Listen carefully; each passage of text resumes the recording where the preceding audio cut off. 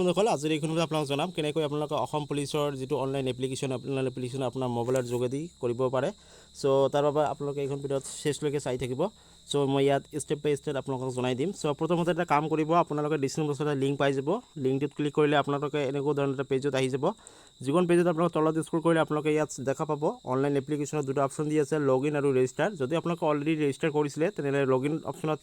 আপোনালোকে লগইন কৰিব প্ৰেছ কৰিব আৰু যদি ৰেজিষ্টাৰ কৰা নাই নতুন ক্যান্ডিডেট হয় তেনে ৰেজিষ্ট্ৰেচন কৰি ল'ব লাগিব আগতে সো ৰেজিষ্টাৰ অপচনটোত আপোনালোকে প্ৰেছ কৰি দিব বা ক্লিক কৰি দিব ক্লিক কৰিলে এখন পেজ খোল খাব যিখন পেজত আপোনালোকে প্ৰথমতে ইনস্ট্ৰাকশনটো ভালদৰে চাই ল'ব তো প্ৰথমে এক নম্বৰ ইনস্ট্ৰাকশন যেটো ইয়াত দিছে পাসপোৰ্ট সাইজ ফটোগ্ৰাফ অৰ্থাৎ আপোনাৰ যেটো পাসপোৰ্ট সাইজ ফটোগ্ৰাফ এইটো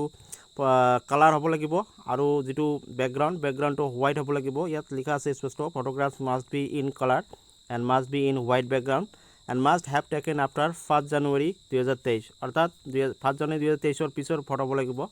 সো পুৰানা ফটো নিদিব তাৰ পিছত ইয়াত কৈছে the maximum file size should be 450 KB so যেটো maximum size হয় ফটোৰ এইটো আপোনালোকৰ 450 KB হ'ব লাগিব তাৰ তলত হ'ব লাগিব 450 KB তলত আৰু ফৰমেটটো হ'ব লাগিব আপোনাৰ JPG বা PNG ফৰমেটত হ'লে হ'ব আৰু লগতে ইয়াত দিছে for signature আপোনালোকে যেটো ইয়াত ইনস্ট্ৰাকশন দিছে signature must be taken with a black or dark blue ink on a white paper so আপোনালোকে black নতুবা dark blue ইংকেৰে আপোনালোকে সিগনেচাৰটো কৰি ল'ব হোৱাইট কাগজত আৰু লগতে যে যেটো সাইজ এটো 100 KB লাগিব ম্যাক্সিমাম ফাইল সাইজটো আৰু ফৰমেটটো JPG বা PNG ফৰমেটত হ'লে আপোনালোকে আপলোড কৰিব পাৰিব সো এই ইনস্ট্ৰাকশনবিলাক মই জনাই দিছো কাৰণ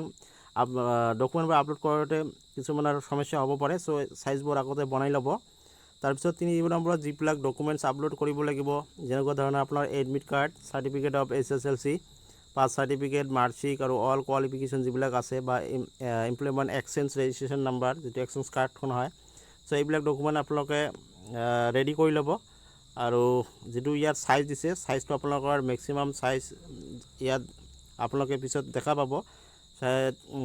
যেটো ম্যাক্সিমাম সাইজ 200 KB তলত হ'ব লাগিব আৰু যেটো ডকুমেন্টবোৰ হয় ডকুমেন্টবোৰ আপোনালোকে PDF ফৰমেটত হ'ব লাগিব আৰু ইয়াত এটা কথা স্পষ্ট কৰি লিখা আছে নো কাষ্ট সাৰ্টিফিকেট ইস্যুড বাই আদাৰ state will be accepted so caste certificate আদাৰ ষ্টেটৰ হ'লে নচলিব সো এটো বোল্ড আকাৰে লিখি দি আছে সো আপোনালোকৰ কাষ্ট সাৰ্টিফিকেটটো লাগিব মাষ্ট বি নিজৰ ষ্টেটত হ'ব লাগিব সো মই ইয়াত জনাই আছো যে কেনেকৈ আপোনালোকে ৰেজিষ্ট্ৰেচন কৰিব অনলাইনত সো প্ৰথমতে আপোনালোকে ইয়াৰ যেটো স্যালুটেশন ইয়াত সিলেক্ট কৰি ল'ব আপোনালোকে যদি মেল হয় তেনলে মিস্টাৰ বা ফিমেল হলে SMT দি দিব আপোনালোকে ইয়াৰ পৰা সিলেক্ট কৰি ল'ব তাৰ পিছত আপোনালোকে ইয়াত ৰেজিষ্ট্ৰেচন যেটো আছে ফাৰ্স্ট নেমটো আপোনালোকে ইয়াত এন্টাৰ কৰি দিব টাইপ কৰি দিব মিডল নেম যদি থাকে তেনলে মিডল নেম দিব লাষ্ট নেমটো ইয়াত দি দিব তাৰ পিছত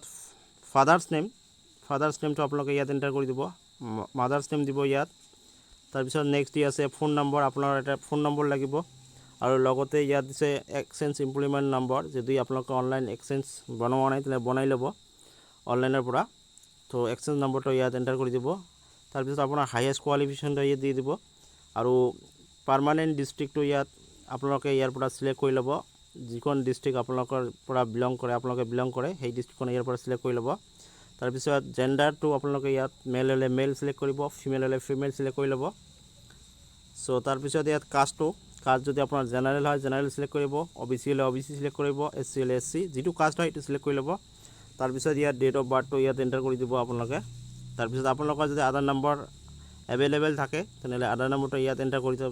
এন্টাৰ কৰি দিব যদি in case Aadhaar card number না থাকে তেনলে এন্টাৰ নকৰিব কাৰণ ইয়াত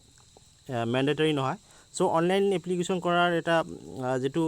ইম্পৰ্টেন্স হয় এটো যিবিলাক ষ্টাৰ মাৰ্ক দিয়া আছে তো ষ্টাৰ মাৰ্ক বিলাক ম্যান্ডেটৰি হয় মানে এইবিলাক মাষ্ট বি ফিল আপ কৰিব লাগিব নহলে সাবমিট নলব সো এইটো মনত ৰাখিব আৰু ইয়াত যেটো টিক মাৰ্ক দিয়া আছে ইয়াত টিক মাৰ্কটো ইয়াত দি কেনে আপোনালোকে ইয়াত পৰা ৰেজিষ্ট্ৰেচন কৰি ল'ব এটা ৰেজিষ্ট্ৰেচন কৰিলে আপোনালোকে এটা এপ্লিকেশন ID পাব সো সেই ID ৰে আপোনালোকে লগইন কৰিব লাগিব সো মই নেক্সট ষ্টেপত আপোনালোকক দেখাই দি আছো সো কেনেকৈ আপোনালোকে এপ্লিকেশন ID নম্বৰটো দি লগইন কৰিব সো এনেকৈ আপোনালোকে ৰিক্ৰুটমেন্ট IDটো বা এপ্লিকেশন IDটো ইয়াত এন্টাৰ কৰি ল'ব এন্টাৰ কৰাৰ পিছত আপোনালোকে ফোন নম্বৰটো ইয়াত এন্টাৰ কৰিব আৰু লগতে আপোনাৰ ডেট অফ বাৰ্থটো ইয়াত এন্টাৰ কৰিব সো এন্টাৰ কৰাৰ পিছত আপোনালোকে তলত লগইন অপচন এটা দেখা পাব চ' লগ ইন অপশ্যনত আপোনালোকে প্ৰেছ কৰি দিব। চ' লগ ইন কৰাৰ পিছত আপোনালোকে ইয়াত চাওক, আপোনাৰ ডিটেইলছটো ইয়াত আহি যাব। চ' ইয়াত কি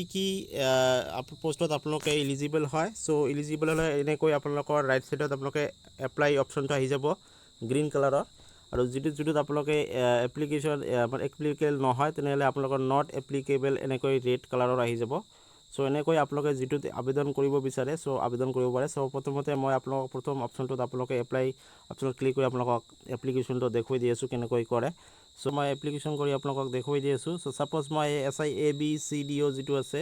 সেইটোত এপ্লিকেশ্যন আপোনালোকক ষ্টেপ বাই ষ্টেপ জনাই আছোঁ। পুলিচ কমাণ্ডো যিটো ৰিক্ৰুটমেণ্ট 51 পোষ্ট ছাব ইনস্পেক্টৰ। চ' ইয়াত এপ্লিকেশ্যন কৰিলোঁ। এনেকৈ আপোনালোকৰ ষ্টেপ 1ত আপোনালোকে ইয়াৰ পৰা আপোনালোকে যদি স্পট চাৰ্টিফিকেট তেনেহ'লে ইয়েছ কৰিব, আৰু ইয়েছ কৰাৰ পিছত আপোনালোকে আপলোডত গৈ আপোনালোকে চাৰ্টিফিকেটখন আপলোড কৰিব লাগিব। যদি নাই তেনেহ'লে নোট আপোনালোকে ছিলেক্ট কৰিব, আৰু ইয়াৰ পৰা এনেকৈ are you belongs to the tribe, যদি ইয়েছ হয় তেতিয়া ইয়েছত প্ৰেছ কৰিব। প্ৰেছ কৰাৰ পিছত আপোনালোকে চাৰ্টিফিকেট ছিলেক্ট কৰি আপোনালোকে আপলোড কৰিব লাগিব, আৰু PDF যিটো ফৰ্মেট হয় এইটো 200 KB ভিতৰত হ'ব লাগিব চাইজটো। চ' এনেকৈ আপোনালোকে নেক্সট ষ্টেপত যাব লাগিব। চ' ছেভ এণ্ড প্ৰচিড কৰিব। প্ৰচিড কৰাৰ পিছত আপোনাৰ নেক্সট পুলিচ পোষ্ট চিলেকশ্যন ইয়াৰ পৰা কৰিব। তাৰপিছত next step 3 personal details, step 4 academic details, আপোনালোকৰ যিবিলাক একাডেমিক হয় নিশ্চয় আপোনালোকে পাৰিব। চ' জাষ্ট ইনফৰমেশ্যনটো দিলোঁ, আৰু আপোনালোকে কেনেকৈ আবেদন কৰে আবেদনটো আপোনালোকে এনেকৈ কৰিব পাৰে। চ' এইখিনিয়ে জাষ্ট আপোনালোকক সুবিধাৰ বাবে আপোনালোকক ভিডিঅ'টো বনাই দিলোঁ। যদি কিবা অসুবিধা হয় নিশ্চয় কমেণ্ট কৰিব। চ' আপোনালোকক হেল্প কৰিবলৈ চেষ্টা কৰিম। চ' এইখিনিয়ে, থেংক ইউ।